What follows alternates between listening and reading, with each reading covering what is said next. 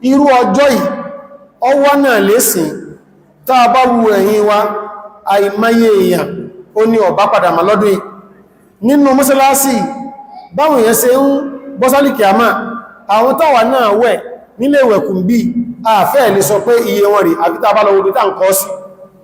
lọ́sùn tí è di ọ̀sẹ̀ tọ́ lọ ọlọ́run bá dẹ́dàjọ́ gbogbo ẹ̀tí tí bọ́sálìkì àmà náà ìyá yìí tí ó kú sórí Islam bá ní gbàgbọ́ wọn o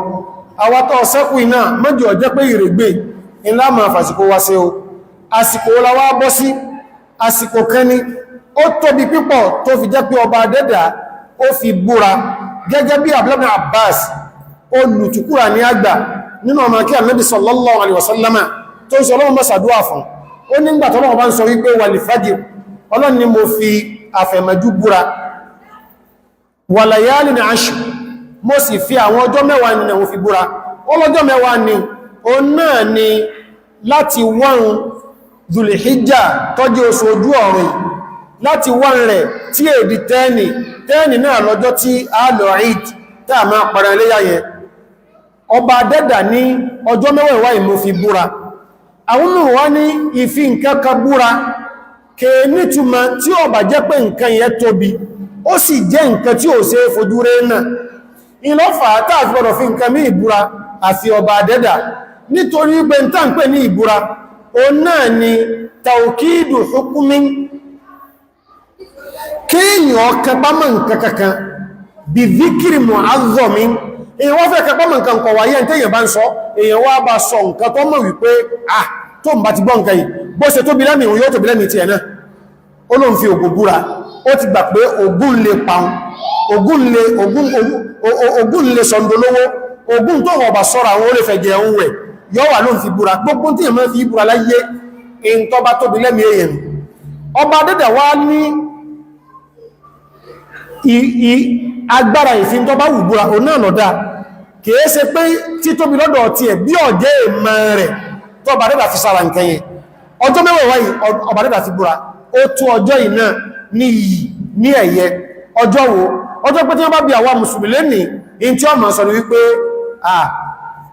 June láwà kẹ oṣù kẹfà láwà oríkàn ní 7 gbogbo tí àìsí sọ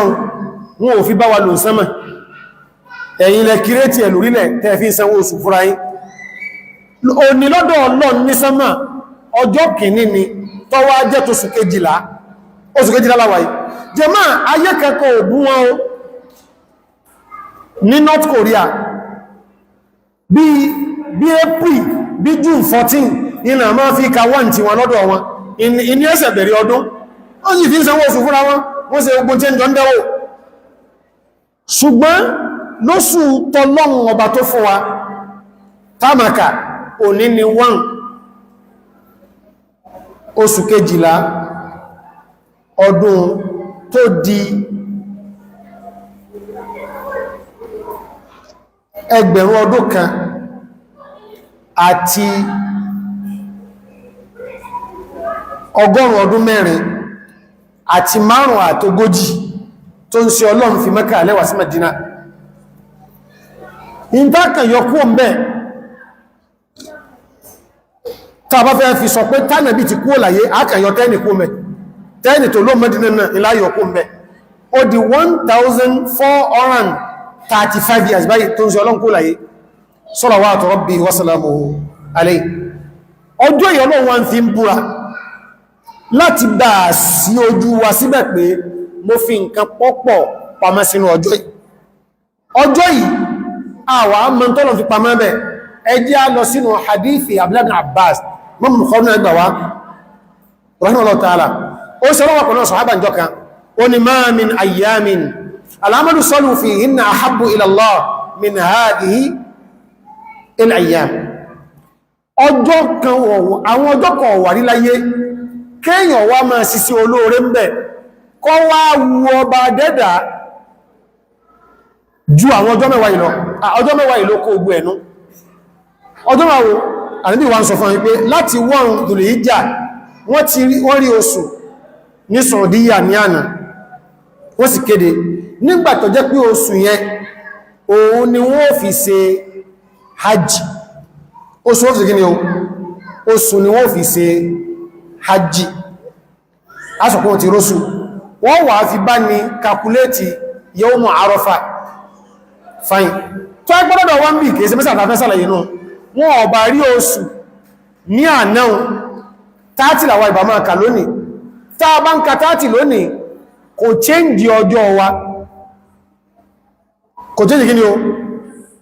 ọjọ́ wa wọ́n sì lè mọ́rọ̀ sún díyà lánàá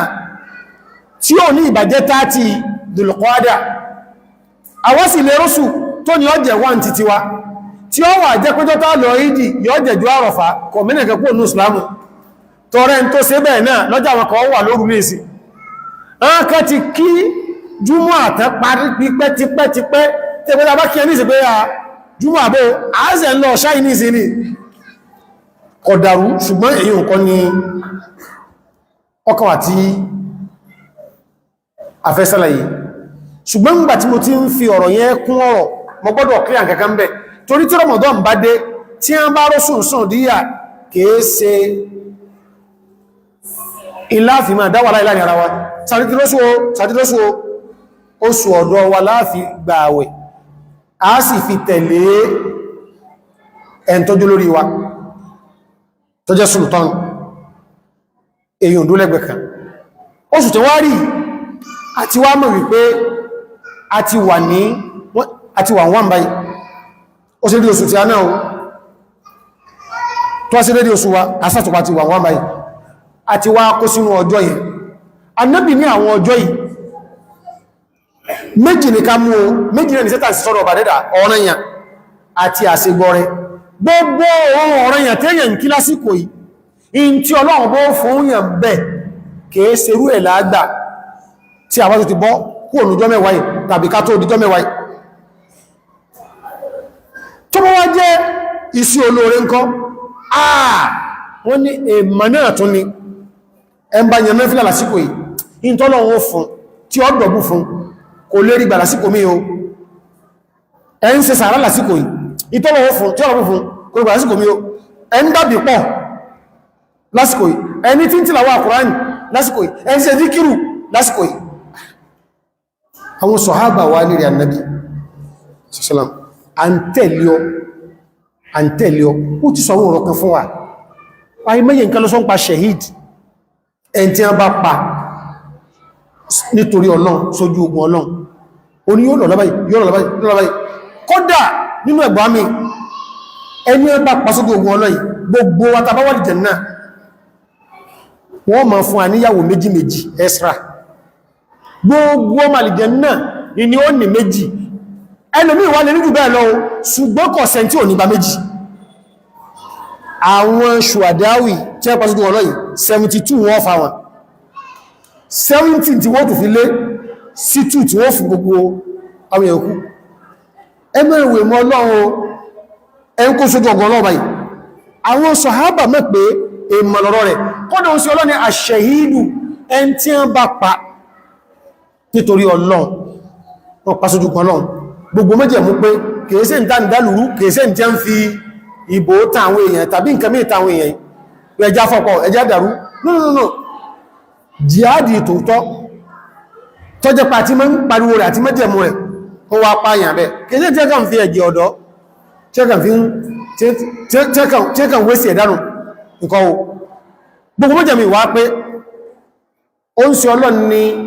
yughfaru lahu kullu shay bó ṣe rí gbogbo tó bá nílẹ́sẹ̀ pàtá Ọlọ́run ni wọ́n hadánù gbogbo ẹ̀ṣẹ̀ pàtá tó bá dá Ọlọ́run ni ẹ̀ hadánù illa ad-dayn àyàfi gbèsè nìkan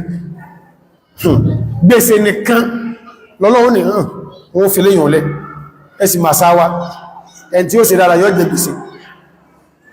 ẹ̀rí mi wáwá wípé a ṣẹ̀yìdù gọ́rọ́kì ẹni ọba kú sójú ogun Ọlọ́run ṣùgbọ́n gbà wọ́n pa orí omi ní ọpa sí ọwọ́ amùmíyó yughfaru lahu kullu shay'in hatta ad-dayn gbogbo tó bá ṣe lẹ́sẹ̀ lọ́wọ́ foríjìn kódà tẹ mẹ́gbèsè Ọlọ́run ọba san wallahi àdífì wọn fẹsẹ̀ múlẹ̀ tó bá lọ fẹsẹ̀ múlẹ̀ ni àbá sọ pé àfi ẹni tó bá mọ̀ pé òun ní owó kankan san fẹ́ tó ń gbèsè mà kọ́ ya wá bí ó ṣe jàjà tọ́lọ́run jọba dé kọ́ wá mú torí omi ṣùgbọ́n òsìkí ní ọkọ̀ fẹsẹ̀ múlẹ̀ ó mì pé kìíní ìsẹ́kù lọ́rùn kálùkù ṣẹ̀rídù ẹni yìí ni ẹni ẹ̀yẹ ni ṣùgbọ́n tó ń ti bẹ́ẹ̀ ọba dídà mọ́ ń gbé àwọn nǹkan kọ̀ọ̀kan wá nígbà míì àwọn sọ́ọ̀bà wọn bẹ̀rẹ̀ sọ̀sán wípé wọ́n lè jẹ́ fi sabilillah ẹn tó má ní pàṣíjú ogun ọlọ́run ó tún sọ pé kò sẹ́ni tí ó kù táyé yóò tún wùwá mẹ́ pẹ̀lú tí ó wà ní ọ̀dọ̀ ọlọ́run kí mo tún bọ̀ ṣe ya layta qawmi ya'lamun ẹn táwọn èèyàn rẹ̀ tẹ́ǹkùn tí fún rẹ̀ yọ láti ìdí rẹ̀ sọ ìbù Yasin ní ti sọ fọ́lọ̀ ní pé qila udkhulil janna nígbàtí ẹni kọ́ wá wọ àlìjánà àwọn tí ó tẹ̀pa àánú rẹ̀ tó wá ń ṣe wọ́n pé àánú wọn tún ṣe àánú wọn ṣe ó ní ya layta qawmi ya'lamun mùsùlùmí káwọn èèyàn ọmọ ṣe tọ́lọ́ ní o ní ọpa mísí yóò ẹwà wọn tọ́lọ́ ń ṣe fún mi bima ghafara li rabbi ọlọ́run forí ẹ̀ṣẹ̀ ní jìmí waj'alani minal mukramin ó tó wá jẹun wà ní ẹni àbí ẹwùn tọ́lọ̀ fi pọ́n mi lé ẹwà wọn tí ó mọ̀ sáàfù mi lálìjẹ̀ náà ẹwù lé mi ẹwùn kankan mi tó ń ti bẹ́ẹ̀ àwọn ṣùwàdáwù bí ó sì máa dínú torí pé wọ́n pa fọ́lọ́ ni a ní bí ọmọ sọ wípé ẹjẹ́ ìtìmákọ́ kánlẹ̀ báyìí gbogbo ẹ̀ṣẹ̀ rẹ̀ lọ́wọ́ bá fọ́ àì máa wẹ̀ wọn nítorí pé ẹ̀jẹ̀ ara wọn ó ti di mískù kódà wọ́n èsì ìrìnlẹ̀ akú èyàn olè àwọn ẹnu gbogbo ẹjẹ́ kú torí ọlọ́ni ẹ̀fẹ̀ pa wọ́n ìrìnlẹ̀ akú àdéhùn ni ṣùgbọ́n gbà tí ìdàbà àbí ọfàbà àbí ìbọ́bà ẹjẹ́ rẹ̀ tọ́ta sókè tọ́lọlẹ̀ bẹ́ẹ̀ èsù ni ọmọ wá yí lójú wa ìdẹ̀ndán pèsè nígbà tí ẹjẹ́ rẹ̀ tọ́ ikúṣẹ́ ìdínú ìzí oó àfikẹ́yìn ògbórí ẹ̀sà oòrùn sí mìíràn o sọ̀rọ̀ àṣẹ̀yìdù láyé jùlù mẹ́sàn kọtílì gbogbo ẹni tí a bá pàtàkì ọlọ́run wọ́n èrí nìra kú illa kama yajidu ahadukum kúsọ̀tọ̀ yìkọrọ́sọ́wà àfi bẹ́ẹ̀ni kọ̀ọ̀kan yìí ṣe lè fíìlì tí wọ́n bá yẹ lé kaná ọ̀rọ̀ nǹkan fẹ́sọ̀rọ̀ ni àwọn wọ́n bèèrè wípé jihadi nǹkan tí a bá lójú ogun ọlọ́ ànábì ni wọ́lá jihadi kọ́dà ẹ ń bá jàbùsùn ọ̀rọ̀ ìyìn tọ́lọ̀ ó fẹ́ ń bá ń ṣiṣẹ́ olóore lásìkò yìí ó tóbi jùlọ ànábì ṣùgbọ́n o illa rajulan àfitá bá lè rẹ́ nìkan tó jẹ́ wípé kharaja bi nafsihi wa mali nígbà tó fẹ́ lójú ogun fún rẹ̀ lọ́lọ́pọ̀ ráyà ọwá tó kó gbogbo dúkìá rẹ̀ lọ ọkọ̀ ma lọ okó yàwó lọ okó gbogbo nǹkan tó ọta lẹ́ta nǹkan ọwá kó wẹ́sàkó falam yarji min dhalika bi shay wọ́n wá pàṣógun wọ́n báyàwó wọ́n pa wọ́n gbọmọ wọ́n pa wọ́n kó gbogbo rẹ̀ wọ́n pa wọ́n kó gbogbo ẹran rẹ̀ wọ́n pa wọ́n kó gbogbo nǹkan ní ẹ̀pàtá kò ní nǹkan kan mọ́ jùpọ̀lọ̀ ọbọ́lọ̀ lọ irú o ń tọ́n olóle ṣe déédéé ẹni tí yẹn náà lásìkò yìí tí ń kírù fọ́lọ́ lásìkò yìí tí ń ṣe sàárà lásìkò yìí tí ń dábì pọ́ lásìkò yìí tí ń tìlàwà pọ̀ lásìkò yìí tí ń ṣe zikir lásìkò yìí jẹmọ́ dáadáa pọ̀ ní islamu yóò ṣùgbọ́n bá a ṣe ń bọ́ lọ ń lò náà lájọ́ rí yóò àti wá kó sínú ọjọ́ ṣùgbọ́n kẹ́kẹ́ bẹ̀ tó ẹ̀ká píyà èmọ̀ lọ́lọ́run àdífì kẹ́kẹ́ mí bẹ̀ tó lè mú yé wa dáadáa wọ́n sọ wípé ajọ́ ń kú sójú ogun ọlọ́run lọ ṣùgbọ́n èmọ̀ lọ́lọ́run bí ṣe mẹ́ sẹ̀sà ọlá rẹ̀ torípò lọ́lọ́lọ́ àwọn èsì ìbá dá sí ti bá ń ṣe ó ṣe bá ń bẹ̀rún lásìkò ìpé ká jù wọn lọ bí iṣẹ́ olóore kò sọ pé tí ó dì fún wọn yóò wà sọ wípé á tù jù wọn lọ padà kámúra dáadáa kí lè rí wa ẹmọ̀wé mọ́lọ́n tí wọ́n bá níta ní ó níyàwó kéré jù láti jẹ̀nà àlèsọ pé méjì nígbà wọ́n fògbà méjì ṣe ẹ̀sìn pẹ́ tí ó fẹ́ kàkàtẹ́ ikú méjì sá ti wà lọ́dọ̀ rẹ̀ ẹ ń bá mẹ́yọ kan pàdé ọlọ́run ó di mẹ́ta kó méjì wà yóò di mẹ́rin ó kó mẹ́ta wá yóò di márùn ó kó mẹ́rin wá yóò di mẹ́fà àwọn nǹkan míì wá ń bẹ tó lè sọ ọ̀yàn dẹn tó jẹ́ wípé ìyàwó tí ó láti jẹ̀ náà yọ́ pọ̀ hadith tó wá lórí rẹ̀ kódà ó tún jẹ́ agbọ́yé wípé èyí tí ó fẹ́ fún ṣẹ̀yìdù yìí bóò ni ó wà rí pẹ̀lẹ̀lẹ́ kí hadith náà jaa fi sunan inda Abi Dawud wa inda Tirmidhi bi isnad hasan min hadith Mu'adh bin Anas radiyallahu ta'ala anhu arda gbọ́nà àwọn akọ̀rọ̀ sàṣàrà jọka ó sì ọlọ́wọ́n sàrẹ̀ fún yí pé àwọn nǹkan kẹ́ sí pọ̀ tí a máa sọ fún yí tẹ́ ìgbọ́ òun náà ni kéèyàn máa bí módì àwọn àgbàlagbà sì sọ pé gbogbo ẹn tí ó bá ní lálẹ́ yọ́ ma kò ní gbórí ìbínú ronú gbogbo ẹn tọ́rọ rí ọ dárù kẹ́yìn tí bá ń bínú kò ní fọ́n kankan kò ní ronú kankan mi àti kí gbogbo ọ̀dárù ó ń ṣe ọlọ́run wá fẹ́ pàkíyèsí wa wípé bí kí ní yẹ ṣe lè tó náà ẹ ń bá ilé kó rẹ̀ ń jànú àwọn kẹ́kẹ́ sì ń dẹ fún ó ń ṣọ́rọ̀ ní man kazama ghayzan ẹn tó bá lè gbé ìbínú mi gọ́yìnrù lànà bí lò tó rójú gọ́gọ́bù lọ in tó lè irú èyí tí ẹ pé tó bá báyàn èyí ò ní gẹ́ẹ̀tì ara rẹ̀ ma bí mo rí ó sì mọ́ lọ báyìí bẹ́ẹ̀ ni mo rí ọmọ sọ omi tẹlùmí iwájú ẹlòmí báyìí ó sùjọ ojú ẹlòmí yóò yìnbó àwọn orú ìbínú bá wọn anábìlẹ̀ tí wọ́n bá bí nínú orú bẹ́ẹ̀ nígbàtí bínú wá dé ó wá pàmàrà nígbàtọ̀ rẹ̀ ti ìjọ tí ó dùn wọ́jọ́ ẹni tó ṣe nǹkan sí tó bá fẹ́ gbẹ̀san ó ń tọ̀wọ̀ sí mẹ́láyé ni ìtumẹ̀ ẹni tó ṣe nǹkan tó bá fẹ́ gbẹ̀san ó tọ̀wọ̀ déyàn mọ́ láyé ó ní túnmọ̀ rẹ̀ níbi tí agbára rẹ̀ kádé wa huwa qadirun ala an yunfidhahu ó sì ní agbára láti gbẹ̀san yẹn táyé ẹni tí bínú sí wọn bàjẹ́ ó wá ló ń gbé mi nítorí Ọlọ́run àníbí ìwọ̀n bá sí bẹ́ ẹbá ń pè dáhùn lọ́wọ́ ala ru'usil khalaiqi yawm al-qiyamah fún Ọlọ́run ni ó pè báyìí lójú gbogbo àwọn ìrọ́gbà al-qiyama lábọ́lọ́wọ́yá máa bọ̀ ó gbé bínú mi nítorí mi jọ́kà báyìí máa bọ̀ hatta yukhayyirahu min al-huri al-'ayni ma sha'a Ọlọ́run wà ní ẹ̀mẹ̀lẹ̀ká ẹ̀kọ́ àwọn obìnrin àlìjẹ̀nnà ẹ̀kọ́ wọn fún sàntọ́ bá wọ̀ bẹ́ ìlàlẹ́ ọlọ́ lórí ẹmọ wo mọ́ ṣùgbọ́n dìífì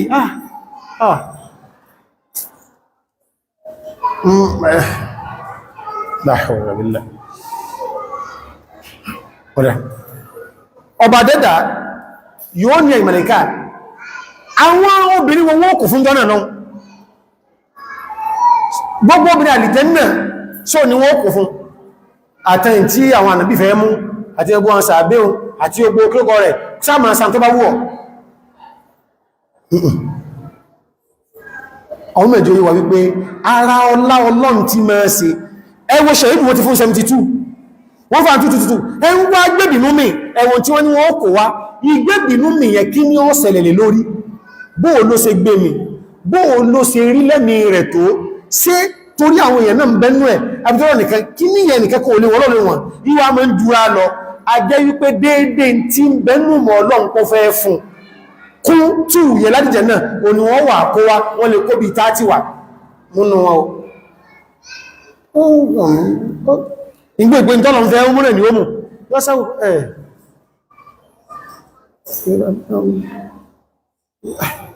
29 náà dá ọba adẹ́dà ti mà tọ́bá ẹjẹ́ pé à ní nítú àwọn ṣùwàdáwù ládìjẹ náà ó ti mẹ́ dédé tí ó kò wá ṣùgbọ́n ní tí gbogbo nǹkan ìbọnú ara wọn sábà bí pé ọba tó tóbi ni irú ẹ̀ lásìkò ta wá wá ìsí olórin lásìkò yìí Ànábì ní jihadi ògbò lẹ́gbẹ̀ẹ́ rẹ̀ àfi jihadi tátán a wá bẹ̀rẹ̀ sí olórin náà pẹ̀lú at-takbir al-mutlaq at-takbiru al-muqayyad náà tẹ̀lé ma la yataqayyad bi shay sọ̀bá àwọn masáàrùn wọ́n fìrí wa a ma wá gbọ́lọ̀ tóbi látàsìkò yìí nígbò la ma ń bẹ̀rẹ̀ rẹ̀ tí a bá ti ní àrọ́sù báyìí wọ́n tí ó sì dùn ìjà o gbogbo mùsùlùmí ayé pátá àwà lọ́jà ní o àwà nílé wa ní o àwà ní mọ́sálásí ní o àárín ìlọ ní o àwà ní ọkọ̀ ní o lásẹ̀kan Ọlọ́run ni mo tún ilẹ̀ ẹ máa gbé ẹ máa pariwo títóbi mi Allahu akbar Allahu akbar la ilaha illallah wallahu akbar walillahil hamd Allahu akbar ìbẹ́ mọ́sọ́ èyàn mọ́sọ́ ó kàlùkọ́ mọ́sọ́ sáàbẹ̀rẹ̀ látánà sáàtí ẹ̀mọ̀pá ti wà náà wáhùn Dhul Hijjah tí ẹlòmí bá sì ń sọ déètì tó fẹ́ ṣe bẹ́ẹ̀dẹ̀ báyìí lórí nìsìn àti yọ́ òkú tó fẹ́ ṣe nínú ọ̀dọ̀ wọn ọ̀hàpá amọ̀wàwì àndáìfò lọ àmbọ́lọ́jà kọ́stọ́mà ọfẹ́ òun kawó lọ àwá ti fún lọ́jà Allahu akbar Allahu akbar la ilaha illallah wallahu akbar walillahil hamd ọlọ́pàá ní ọdọ̀ àdó ìwé ọkọ̀ nídá Allahu akbar Allahu akbar gbogbo tí mẹ́nà ọkọ̀ orí tó gàrùkú sí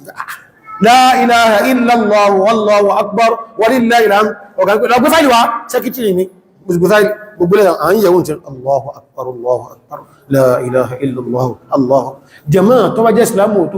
tó là ń ṣe bá sí rí lẹ́mí ọ́tàrí èyí ìgẹ̀ta ni ó yẹ̀ nú wọn gbogbo wá ṣe wà mí dúdú yẹn a máa gbọ́ láti ọjà agbágidé bí tó kàrùkú ọmọ sí tí ẹ̀ torí ẹ̀ Abdullah ibn Umar àti Abu Hurairah wọ́n máa lọ ọjà láti fi kó àwọn èèyàn lẹ́kọ̀ọ́ yìí wọ́n lọ́la kankan irú àsìkò yìí pé àwọn èèyàn ti sùn lọ nǹkan ti ń lọ nǹkan lọ kándù rẹ̀ fọ́mọ tọ́lẹ̀ ẹ̀záàmù lọ́la ìyẹn ti múná lọ kò sì sí nǹkan míì tí èkàwé ọwọ́ àtẹ kándù láago 9 ọwọ́ àtìlẹ̀kùn mọ́mẹ́lé ọwọ́ lóun wọ́rẹ̀ ẹ̀hún lọ kọ̀bọ́rẹ̀ rẹ̀ ó tó wá dúró dé ìwọ́n bọ̀ padà ní 12:30 nígbàtí kándù ti jó tán kò sí tí èkàwé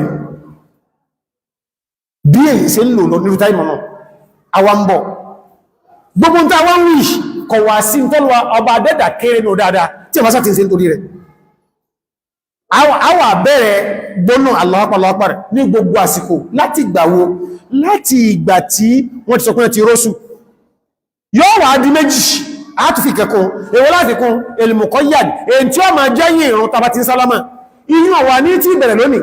káàbẹ̀rẹ̀ lọ́la káàbẹ̀rẹ̀ lọ́tùnà tó bá ti di yawmu Arafa òòrùwọ̀ tààkì ìṣáì yawmu Arafa kèbẹ̀rẹ̀ náà ní Arafa kọ́lá yawmu tarwiyah on the 18 on the 9 tó jẹ́ yawmu Arafa bá a bá ti ń kásùn bá àtán ìlàbẹ̀rẹ̀ yíò tẹ̀yìn irun gbogbo ohun tàbá ti ṣe istighfaru tán astaghfirullah astaghfirullah Allahumma anta salam Allahu akbar Allahu akbar tàbá tó ká ilá àjọ náà àtúnṣe tàbá tó dìjọ́ ọdún gbogbo ohun mọ́rànún àtúnṣe rẹ̀ ọjọ́ kejì lẹ́yìn ọdún ọjọ́ kẹta rẹ̀ ọjọ́ kẹrin rẹ̀ tọ́lá tún lọ́jọ́ mẹ́ta lẹ́yìn ọdún àti ẹ̀ tí a ń ṣe bọ̀ tẹ́lẹ̀ ohun ọ̀párẹ́ntì ẹ̀ tá ń ṣe lọ tá ń ṣe bọ̀ tẹ̀yìn irú kan wọ́n ni tẹ̀yìn irú ojú àsùnbà ìjọ àràfà lọ ṣe wá dátẹ̀kì ní àtẹ̀kejì wọ́n wà lọ rẹ̀ tẹnubodò ní àṣírí ọjọ́ kẹlẹ́yìn ọdún tàpẹ́ àsọdún ní Sunday Monday ọdún ni Tuesday ọdún ni Wednesday ọdún ni a sì tàbá wá kí ní Wednesday yẹn o ní tẹ̀kúrò ọ̀sọ̀sẹ̀ wá kí ẹnu bodò jẹmọ́ ìǹkẹ́ ìta bá ń ṣe sópinlẹ̀ nídìí kọ́ tún wà ní útúbà fà kankan mọ́ lẹ́yìn kọ́kànlá alé ti pé ó ká kó tẹ̀ tí jọ ń sọ gẹ́bọ̀ jẹmọ́ ẹ̀jẹ́ amúrasì àsìkò ìyọ̀nù ni fọ́bádà tí gbogbo tó bá jẹ́ pé Ramadan ńlá bá ń ṣe lọ àníṣe kankan tí ó mọ̀jọ tẹ̀gbèrè títí tọ́rùn bẹ́ẹ̀ wá ẹwọ̀ ní 29 ní bá ní ọrọ́sù àbí 30 ní ọrọ́sù bí a bá ti ń kéde pín ọrọ́sù ìlàbẹ̀rù náà a mọ̀ wí a mọ̀ gbọ́nà tóbi Allah tá a máa ṣe lọ yídì kìí sí gbàbá lọ yídì lọ́bẹ̀rẹ̀ ó ti bẹ̀rẹ̀ sáájú gbà níbo lòun wá parí ó wà ní mọ̀kọ́ yádù kò sí pé lẹ́yìn ìran kàrọ̀ ó sáfrí wa a mọ̀ wí bá ṣe lọ yídì náà a mọ̀ wí níbo láwà stọ́pù ìgbà tá a bá rí tí máa mọ̀ bá yọ bá ṣì mọ́mùdé o ti fẹ́ kírun fáwọ́ ìgbà ni a tó stọ́pù tí ẹ àsìkò tí ẹ òjú bá náà lọ ṣùgbọ́n ìta wà ń bẹ́yìn a ti bẹ̀rẹ̀ ti mútúlákù rẹ̀ báyìí láti ìgbà tí ẹ ti rí oṣù ní láti bẹ̀rẹ̀ tí ẹ káti máa wí kí bọ̀ báyìí náà ẹ̀dàkùn ká sọ fáwọn ìyàwó wa nulé ká sọ fáwọn ọmọ wa gájẹ́ wọn gbọ́yé nílé ẹ̀kọ́ wa kájí wọn gbọ́yé Allahu akbar Allahu akbar la ilaha afáwọn oníkẹ́ mọ́ wa fún kọ́ndọ̀lówà Allahu akbar la ilaha illallah tí ó sí àfá Allahu akbar Allahu akbar la ilaha illallah Allahu akbar tí ó sí yẹn ẹlòmí ọba mi dáhùn tàbí ọba dáhùn ẹlòmí náà tún wí ti ẹ̀nà náà tún ń kálùkọ́ ma wí jẹmọ́ ká wá rí báhùn ní àsìkò yìí yàtọ̀ sí ìbùkún Ọlọ́run tí ó máa ṣẹlẹ̀ ẹwọrú dẹ̀rúbà lẹ́mìnà tí ó sì tọ́rọ kẹ́ ń ṣe pàwọn wípa pọ̀ lẹ́ẹ̀kan náà ó ń kálùkú wí ti ẹ̀ ṣùgbọ́n kápá ọ̀rọ̀ mọ́sásì ìgẹ̀lá bá ń wí ìgẹ̀ bẹ́ẹ̀ gbogbo tí bá ń kọjá lọ ń bẹ̀ wọ́n mọ̀ wò pé tí ń kùn ọba dẹ́dà sí ìyọnu lọ ìyọnu gidi ni o tí è ṣe sí ẹsẹ láwọn àsìkò tàwà àti ẹjú eléyìn bá ṣe wá kọ́nú àwọn àsìkò yìí àti kọ́kọ́ ní nǹkankan àdàlẹ̀dì jáàmì àdífì òmìnirí musamman rọ́dí ọ̀rọ̀ta na ọ̀dọ́ha ó sì ọlọ́ ni idha dakhala al-ashr tí mẹ́wàá gbẹ̀yìn mẹ́wàá bẹ̀rẹ̀ Dhul-Hijja ìbá ti bẹ̀rẹ̀ wà rọ́dà adùkan yudhi tẹ́ a sì rẹ̀ ń tọ́ fẹ́ pẹran nínú yí falyumsik an basharatihi kọya mọ́gẹ́ nkankan nínú ẹ̀rànra ní ìntàmọ́mú kò lára máa ìkaná ni ìrùn ni yálà àrùn abíyá ni o abẹ́ ni o irun orí ni o wọ́n ní kílọ́fà nítorí ká lè jọ àwọn ọ̀bàdá fẹ́ ká fàwọn kankan náà jọ àwọn tí a ń bẹ ní mọ́sím tí wọ́n ń ṣe hajji lọ́wọ́ báyìí gbogbo ń fẹ́ pẹ̀rẹ̀ tí ò tí ìgẹnu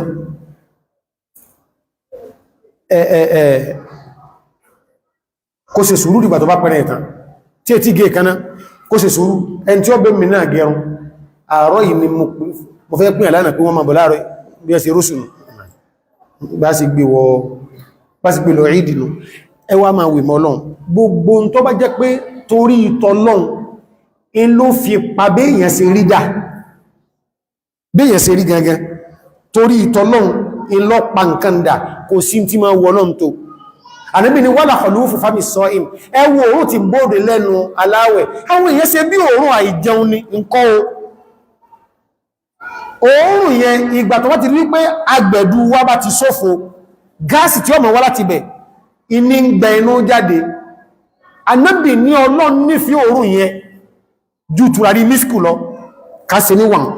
yàtọ̀ sí yùn ẹni tí wọ́n bá pàṣójú ogun Ọlọ́run bí ṣe yínú ẹ̀jẹ̀ tí ṣe nǹkan ó ń ṣe Ọlọ́run ní aláwọnù láwọnù lè mísìkì àríhù rí lè mísìkì wà lọ́nà dámù ẹ̀jẹ̀ tí ń bẹ lára rẹ̀ yóò máa tàbẹ́jọ gbàlìkì àmà gbogbo àwọn ìrìnṣì máa tó rí pé bí títọ́lọ́ ní nǹkan yẹ ti ṣẹlẹ̀ gbogbo tó wá jẹ́ pé bí títọ́lọ́ ló ti ṣẹlẹ̀ ìmá wu Ọlọ́run ju gbogbo wa báyìí ní ìsìn ẹmbá wá láàfáyìn ojú tó ń fi ń wò òun lójú ayé ojú àlìkì àmà làwá wà báyìí ní ìsìn ọkà wọ́n mọ̀ wá lọ sọ́dọ̀ àwọn tí ń bẹ ní ájì ọmọ ìyá náà a mọ̀ tí jọ papọ̀ mbélé ìyẹn bẹ́ẹ̀ ẹ ń wá mọ̀ wípé ohun lẹ́ran pa kìí ṣe tí pọ́ ń bọba dẹ́dà alágídí ṣe ẹ̀mẹ̀ sí mọ̀ pé yóò bá wá ikẹnú gan kéèyàn máa sọ pé ẹdìẹ tó kú sí lè jàgbàdo wọ́n sọ pé ẹdìẹ tó fẹ́ kú ẹwọ̀ kọ̀rọ̀ Ọlọ́run méjì dákùn èmi àti méjì àwọn situation tí wọ́n máa sọ bẹ́ẹ̀ fún ọmọ sọ bẹ́ẹ̀ fún yàn ẹni tó ti klọ́kì 120 ó wá bí ọmọ ẹyọ kan ọmọ tó wá kú ìyàwó gangan wà ní 95 wọ́n pè Ọlọ́run lè ṣe mí àwọn ọ̀pọ̀lọ́run lè ṣe mí ṣùgbọ́n Ọlọ́run méjì wọ́n dẹnu rú ẹ̀fà wa torí wípé ọ̀pọ̀lọpọ̀ ọgbà ń sí ìbẹ̀ ò tẹ́ jẹ́ pé ẹdìẹ tó kú a sì máa jàgbàdo ẹwú gbónà ẹdìẹ tó ti kú wọ́n sọ pé ẹsì wo ẹdìẹ tó sì fẹ́ kú èyí tó fẹ́ kú náà àákọ̀lọ́lọ́ lọ pé kò sí tọ́lọ̀ ò lè ṣe nínú náà ẹwà lẹ́dìẹ tó kú a máa jàgbàdo Ọlọ́run méjì wọ́n do ìbánikẹ́dùn orú ẹ̀ méjì wọ́n dojú ẹ̀kìmí àti ọ̀rọ̀ kèése nǹkan rẹ̀ èèyàn klọ́kì 50 years wọ́n wá fún lẹ́wọ̀n 55 ní wọ́n ní àwọn àgbàgbà ní kúrú Yorùbá ní ẹwọ àwọn àgbàgbà sọ́pẹ́ wọ́n ní kúrú wẹ̀yìn ẹwọ ogún ọdún lónìí ọkọ̀lá nígbò ní èdè ọkọ̀lá báyìí ní ìsìn ẹsì wo kó dé kọ́ ma wá jẹun ọmọ ní o 50 plus 55 105 tó bá jẹ́ pọ́lọ ń bá múlé rẹ̀ lọ́n tó tọ́ tó dé tó wá jẹun ọmọ sí wọn ni máa bá lo ẹja ní èjì pé oúnjẹ ọmọ náà fẹ́ máa jẹ́ o ẹja ní agbówájú ẹ̀ nílò wọn ma bá lọ bèèlé pọ́n àti àdúró tọmọ gan o ń kálukú ra wọ́sọ̀ bà dẹ́dà Ọlọ́run méje wọ́n fi ẹ̀yẹ́ méje wọ́n fi bá ní kẹ́dùn àwambọ̀ ẹran léyá ọwá ní ẹ̀kọ́ tọ́pọ̀ táwà máa ń sọ jàmá ẹjẹ́ apẹ̀nàfọ́ bà dẹ́dà lótìtọ́ nǹkan méjì ló wà tó bá dìjọ́ mẹ́jọ láwà kí ọ̀rọ̀ ẹ̀rìn lé àìdádá a ní hadaya àti dọ̀háyá hadiyu òun ó kójú udúhíyà lọ ní ẹgbẹ́ kan udúhíyà òun náà tún kójú hadiyu lọ lẹ́gbẹ̀kejì kí là ń pè ní hadiyu ma kullu ma yuhda ila al-haram ọba dẹ́dà yọ̀nda èmi ni mo nílé yìí ó ń sì nílé àkọ́kọ́ tí mo fi lélẹ̀ lórílẹ̀ kẹ́ máa sinmi bẹ́ tẹ́ ẹ bá ti wá ń bọ̀ nílé yìí ó ń kálukú yín ẹmú tẹ́ ẹ bá fẹ́ fi wójú rẹ̀ mi Ọlọ́run ẹlẹ́ mọ́ lọ mọ́ wá tún yín lẹ̀ ṣùgbọ́n tó tẹ́lẹ̀ bí ń bọ̀ ọgọ́rùn ràkúnmí náà ń kó lọ́ntí ẹ̀ wọ́n pa fọba dẹ́dà alẹ́tọ̀ àti síbẹ̀ ẹlòmí bá máa dá màlú 50 bọ̀ ẹlòmí bá máa dá ẹran tọ́pọ̀ bọ̀ nígbàtàyé ti ń change ó ń lọ̀pọ̀lọpọ̀ nǹkan láàfí máa rí wọ́n mọ̀ dàbọ́mà kẹwàá ṣe ṣùgbọ́n tí ó bá ní adíyù nǹkankan bẹ tó jẹ́ bẹ́ẹ̀ tó wá dáájù o náà ní ràkúnmí kódà èèyàn lè ká sọlọ́ ọ̀rọ̀ rọ̀ àsọ̀túnmọ̀ wẹ̀ ọ̀rọ̀ agbádá lálárọ́ náà tó rí àwọn èbò náà wá yóò sì kó sẹ́gbẹ̀ kan bí kàbá ẹmbá nídìí ẹ̀ láwọn èèyàn bọ́bẹ̀ ni àwọn ẹmọ ìwé mọ́ náà ó lè jó ń jẹ ṣe gúgúrú lọ ṣe dòdò kírè ṣe lọ bó ṣe tí ọ̀rà náà lọ́dà bẹ́ lókàlùkù lọ làwọn ìbò náà yà díẹ̀ ní lókàlùkù kí ní ìní tẹ́sì kọ ẹmọ ìwé mọ́ náà ẹwú bí gbogbo tí wọ́n fẹ́ gbẹ́ pé wọ́n dáràn àfi wọ́n túwá kó tó dálì kìámà gbogbo tó lọ ń ṣe fọ́nú ẹ̀sìn unity yẹn ní agbára ẹ̀kẹ́ sì bọ̀bẹ̀ wọ́n sì rẹ̀ ẹwọ hadiri lẹ́sán ẹwọ bọ́lọ̀ ń ṣe fi ṣogbó wa papọ̀ mara rí tẹ́lẹ̀ o ṣùgbọ́n ma yàtọ̀ lọ ń pẹ̀ wà gbọ́bàrà wa ìjọta wa pàdé ọlọ́ni mo fìrì yìí síra yìí gbogbo ẹ̀ ń bá ní nǹkan tó fẹ́ tún jẹ́ kọ́ ma yá àwọn ní mo lè múrù fìlà yìí kí n kó mẹ́wàá rẹ̀ lọ wọ́n ò sí ní máa fi lẹ́yìn lọ pé sẹ́yìn rí ìrìnà dàálẹ̀ òkàlùkọ́ ma mú agbómú jẹ́ ọba ọ̀dọ́dà mo fẹ́ ṣe jù báyìí lọ gúgúrú agbára mi ká ṣùgbọ́n fúnra mi mo ṣe oyin láwá fi sí kèése ṣúgà ọdá rẹ̀ láwọn kẹtù sweet wọ́n tún pẹ̀lú àwọn sí ọkàlùkún jẹ́ irú ẹ̀sìn wọn lórí bá náà bá a ṣe ń kọjá lọ olówó wà mẹ́ olóṣẹ́ wà mẹ́ àfọ́ wà mẹ́ ọmọkẹ́ wà mẹ́ ọkàlùkún wà fìrì síra wọn ibẹ̀ láti jókòó ìwẹ̀lẹ̀ lọ́rọ̀ pé bọ́n wà lọ́dọ̀ ní Pakistan báyìí ṣe flọ́ọ̀dù yẹn ti wálẹ̀ ó ti wálẹ̀ díẹ̀ átùmọ̀ tàkù ọ̀sọ́ ní Nàìjíríà náà wọ́lẹ̀ tẹ̀ sáàkì láìpẹ́ tó fẹ́ ní agídí ẹ̀ báyìí àwọn àwọn ti kọ́lọ̀ fún ẹ̀ àmọ̀ fọmí tó tọrọ búrọ̀ lárìkì àmọ́ lọ́dọ̀ yìí o báwọn àwọn Muslim lọ́dọ̀ tí alhamdulillah gbogbo nǹkan lọ dédé o ló fi jẹ́ wípé agbára tí ń bẹ́ bí hajj jojúmọ́ ní ń fọ́ àwọn ọ̀tá lórí Jerusalem ta lẹ́rí tí tó ń gbégbà rẹ̀ bí wọ́n bá sì lọ tí wọ́n bá èdè bá wọn pè wọ́n bọ́ kọ̀rọ̀ ní pé gbogbo tó lórí lọ́n in tó ti nínú ìjọ sọ́fẹ́ farabalẹ̀ náà tí èyí tí wọ́n ń pèrún táàrí ẹ̀ tí ń pèrún sí ogun wọn ni alú aláǹkàkà tí ń ṣe mẹ́ta in tí ń ṣe fún kálukúnù hajji fún ọbẹ̀ adẹ́dà ló kúrúngbò ẹ̀ olóní ìyà agbára tí wọ́n bẹ̀m̀bẹ̀ in fọ́ ọ̀tà lórí torí wọ́n mọ̀ wípé ta ló fẹ́ dẹ́yìn wò ìlọ kánú àwọn ọmọ Amẹ́ríkà fi gbà sílámù ó dídí ẹnìkan ó sì wáyé nígbàtà yóò rí báyìí ó sì so gbogbo ẹ̀mí ọlọ́sì ti so gbogbo ẹ̀mí pọ̀ bí eléyìí jàmáà ẹn tó bá wùgbà tí wọ́n bá ń kírun nínú sáhánù ìtọ̀wáf ibi kàbánì ibi tí wọ́n bá rándì tí wọ́n bá ń tí ó gbọ́ lòkè báyìí tí ó rùkú tí ó gbẹ́rẹ́ òkè tí ó lọlẹ̀ nísàlẹ̀ ọkẹ̀ èèyàn mọ̀ pé ẹ̀sìn tọ́lọ́wọ́ gbárí ẹ̀sìn tó bá dẹ̀rẹ̀ tí ó gbárí torí pé àwọn èèmọ̀ ń bẹ́nu rẹ̀ bí ọ̀gá sọ́jà tọba dúró wájú ọmọ rẹ̀ ẹn tó wá lídì gbogbo wọn pẹ́sẹ̀ntì náà dé wọ́n ti kọ́ mí kan inú tí ẹ wá dùn orí ẹ̀ yá pé ìmì náà níjọ ọmọ ń gbáṣẹ́ ọmọ pé wọ́n dùn wájú pẹ́sẹ̀ntì ọwá ká méjèèjì báyìí ń gbọ̀fẹ́ bẹ́rí ó sì bẹ́pọ̀ wáò ó súnmọ́kọ́ jẹ́ pé yọ́ láńdì sẹ̀wọ̀n ni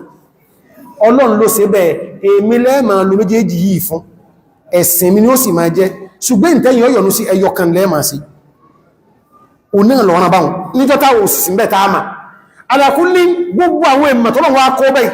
ìmọ̀ ni o hadíyù nìyẹn o ń kàrùkú òmù tí ẹ lọ sílẹ̀ ọba dẹ́dà udúhíyà òun ni àwọn pàmbí bí ibn láìlú wájì kọ̀hár tó bá dìjọ́ mẹ́jọ a wà clear ẹ̀ràn léyà sọ́nà mẹ́jẹ̀mù àbí òní tá a bá pátán mélòó láàpùn sí sẹ́rì wá lórí rẹ̀ sáà lè jẹ́ jùjọ́ mẹ́ta lọ sáà lè jẹ́jú mẹ́ta lọ àdísì wá tí bẹnu sọmọ muslim pàdé jẹ́jú mẹ́ta lọ kí ni tọ́fà àdísì padà wá tó tuwálẹ̀ kí ni tọ́fà bí ní láìlú wáìdìl kọ̀hár sóbi ilé paléyá sọmọ èké ilé paléyá lọ́dọ̀ tí a nílẹ̀ Yorùbá èèyàn máa wọ iléyá ni ọlọ́mọdé àbóde ń bẹ padà o lẹ́kùsànú wa o so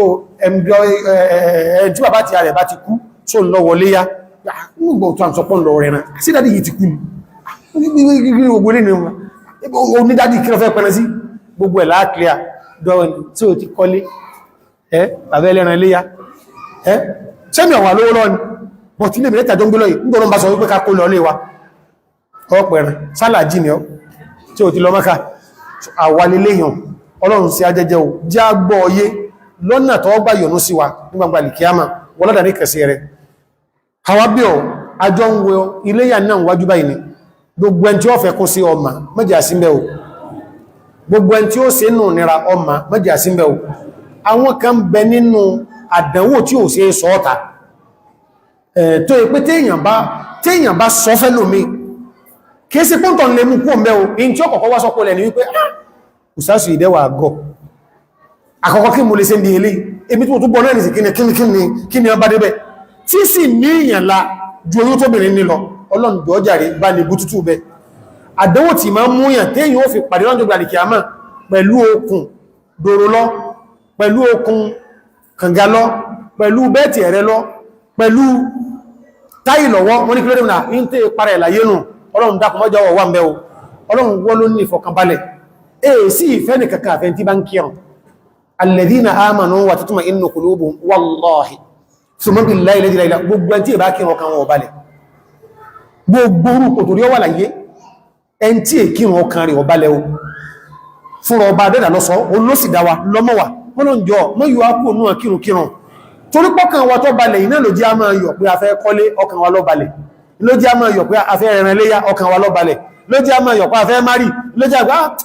bí wà lọ sí second degree mi ó tó gẹ́ láti ìjọ jẹ́ lọ sí third degree mi ọlọ́njọ́ kan wọ́ balẹ̀ o àbí ọ̀nà àdá níkan sí rẹ̀ wá ló àfihànú rẹ̀ jálẹ̀ ọdún náà jẹ́ a sí láyọ̀ jẹ́ a sí pẹ̀lú ìrọ̀rùn wá bó wà lásìrí ẹnu ọ̀bẹ wa mẹ́jì ò sílẹ̀ o ọlọ́run bá wà lásìrí o wọ́n rádà níkan sí rẹ̀ bí haqqi la hawla wala quwwata illa billah alhamdulillah alhamdulillah alladhi khalaqa as-samawati wal arda wa ja'ala adh-dhulumati wan nur thumma alladhina kafaru bi rabbihim ya'dilun ثم أصلي وأسلم على المبعوث رحمة للعالمين نبينا محمد اللهم ربنا صل وسلم وبارك عليه وعلى آله وصحبه أجمعين أما بعد فيا عباد الله أوصيكم ونفسي بتقوى الله هذه وصية خالقنا للأولين بل هي وصية للآخرين قال الله تعالى يا أيها الناس اتقوا ربكم إن زلزلة الساعة شيء عظيم يوم ترونها تذهل كل مرضعة عما أرضعت وتضع كل ذات حمل حملها وترى الناس سكارى وما هم بسكارى ولكن عذاب الله شديد أمتنا بفضل من الله وبرحمة منه دخلنا في 10 أوائل من شهر ذي الحجة لهذا العام 1445 الهجرية فقد فتح الله سبحانه وتعالى لعباده المؤمنين أنواعا من العبادات ليقربهم إليه ويبعدهم عن الشيطان فهذا من فضل الله سبحانه وتعالى علينا ونشكر على هذه النعم ظاهرة وباطنة أمتنا فقد أقسم الله سبحانه وتعالى بهذه الأيام كما أشار إلى ذلك ابن عباس رضي الله تعالى عنه أرضاه في قول الله تعالى وغير من المفسرين في قول الله تعالى بسم الله الرحمن الرحيم والفجر وليال عشر والإقسام بالشيء وإن دل على شيء وإنما يدل على عظم شأنه لذلك بين صلى الله عليه وسلم هذا الشأن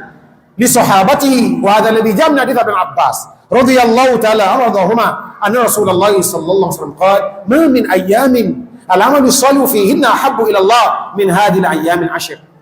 قالوا يا رسول الله والجار في سبيل الله فقل والجار في سبيل الله إلا رجل خرج بنفسه وماله فلم يرجع من ذلك بشيء أمة الإسلام سابقوا إلى الخيرات سارعوا إلى الخيرات فهذا أوان الخير لمثل هذا فليعمل العاملون حتى من أدى الفريضة لله سبحانه وتعالى ليس كمن أداها لله سبحانه وتعالى في غير هذه الأيام كذلك النوافل وربنا سبحانه وتعالى ضمن جعل الولاية للإنسان إذا توفر عنده إقامة الفروض ثم بدأ بعد ذلك بالنوافل ولا يزال عبدي يتقرب إلي بالنوافل حتى أحبه لذلك قال العلم من شغله الفرض عن النفل فهو معذور ومن شغله النفل عن الفرض فهو مغرور نسأل الله تعالى أن يجعلنا ممن يوفق في هذه الأيام الفاضلة ويجعلنا ممن يخلو من ذنوبه في هذه الأيام أمة الإسلام قال الله تعالى معظما لشان هذه الأيام بسم الله الرحمن الرحيم والفجر وليال عشر بارك الله لي ولكم في القرآن والسنة، ونفعني الله وإياكم بما فيهما من الذكر الحكيم. أقول ما تسمعون، أستغفر الله العظيم لي ولكم فاستغفروه إنه كان غفارا.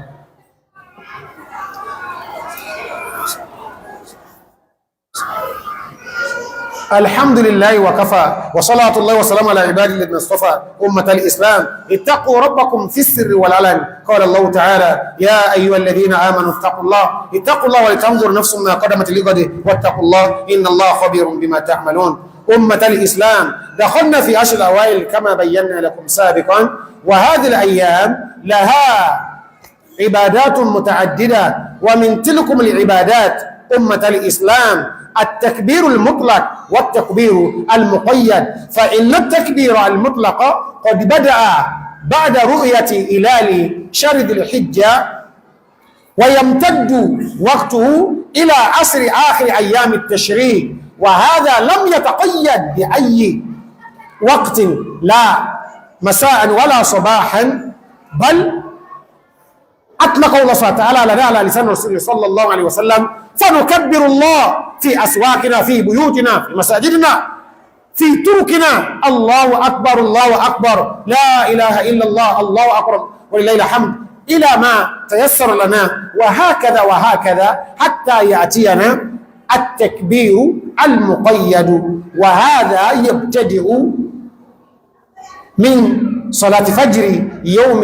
يوم عرفة، وينتهي مع صاحبه في عصر آخر أيام التشريق، وهذا دبر كل صلاة مفروضة